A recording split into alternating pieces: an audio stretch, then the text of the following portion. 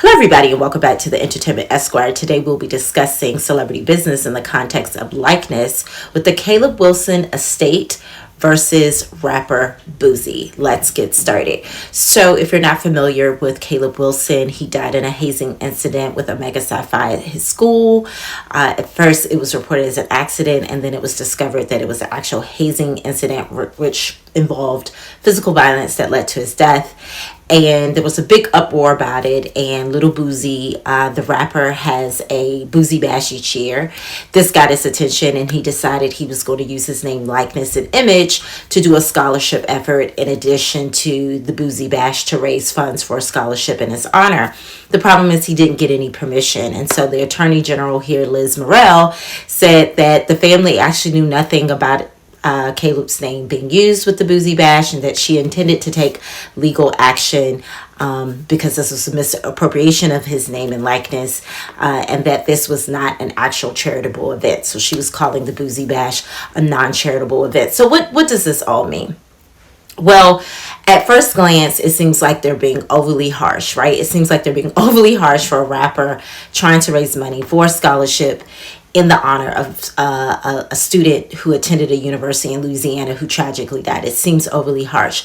However, your likeness is a property right that actually passes on to your family when you pass away. So even when you're not here, if you become a highly visible figure such as Caleb Wilson, he wasn't a celebrity in life, but he's at some level a celebrity in death, that property right got passed to his estate. So his estate has the right now to say who and who they don't want to use his name, image, and likeness. And sometimes name, image, and likeness gets confused with trademarks, but it's actually a separate property right. A trademark is the source, a name or a design that represents the source of a product or service, versus a likeness. Even if you don't have a common law trademark or registered trademark with the trademark office, if just your name, your image, your signature, your voice, anything that mirrors your likeness is used and is monetized at some level without your permission, it is an infringement on your likeness rights. And that's essentially what we have here in this case.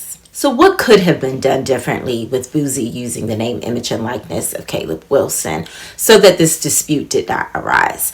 Essentially laying out exactly how it would be used with the parents in a meeting, which I do think there was an attempt there, but it was just an initial meeting.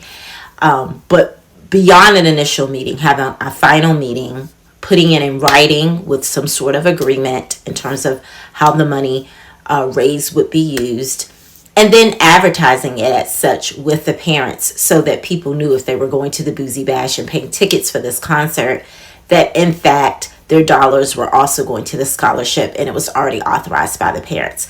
Those are the steps that should have been taken. So while the effort and the meaning behind what he was doing there was nothing wrong with it.